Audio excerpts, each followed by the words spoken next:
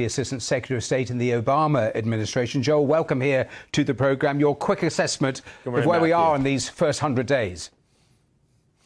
Well, you know, the American people had temporary insanity during the election in November, and now I think they're having buyer's remorse. You know, poll after poll is showing that President Trump is underwater. He's the least popular president at this point in the presidency in 100 years. Some polls have him as low as 39%, which means he's eating into his base and eating into the independents who supported him in the election. I think that's because he's lost focus on what he was actually elected to achieve, such as bringing down prices and inflation, growing the economy. Just today, a report came out that we had a shrinkage of 0.3% in GDP. So the list goes on and on that he's pursuing an agenda that the American people are unhappy about, and the polling reflects that. Steve Bannon told Donald Trump, the Democrats don't matter.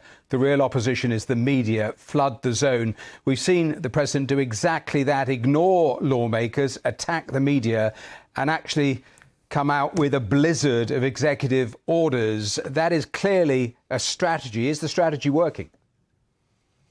Well, you know, here in the States, I'm sure in England, too, we have a saying. It's called when you're losing in the game, blame the referee. And that's what the media does. It's what the courts do. It's clearly intentional. And it's not because somehow the courts have said things that are inaccurate or the media is saying anything inaccurate.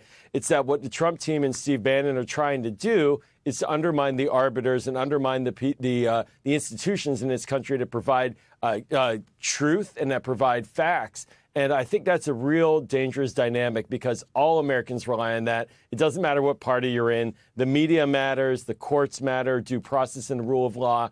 And this is the other feature of the Trump term so far is the attacks on institutions in the United States, like DOJ, as you were discussing a moment ago, attacking the American civil service incessantly. Yes. And now President Trump, of course, attacking judges. Are you one of those that fears that we're heading towards an authoritarian regime? And also internationally, where do you think we are with the norms that have basically run the world for decades since the Second World War? Well, if you wanted to organize a foreign policy that would really help China, you couldn't have picked a better one than what we're seeing right now coming out of President Trump's White House with his global war on the global economy, that is, and pushing our allies away, like Canada. Canada, the most friendly neighbor one could ever have hoped for, now elects a premier who basically says the days of the American relationship with Canada are over. And so, no, I don't think we're moving towards an authoritarian system overall because we've a thick, dense democracy. But certainly President Trump, he doesn't seem to like the trappings of democracy. He's doing everything he can to try to undermine those and push back against them. A really quick final thought. Do you think there's any chance of lawmakers within the Republican Party checking any of this? Well, when they read these polls, they have to be quaking in their boots. They're going to have a big vote coming up on the budget. And of course, the tax and spending questions are right in their wheelhouse. And they're going to basically be voting for extreme tax cuts for the wealthy. And they're only going to see their poll numbers dip and fear losing in the midterms. I think that's when the wake-up call will come. Joel Rubin, great to talk to you. Thanks for coming.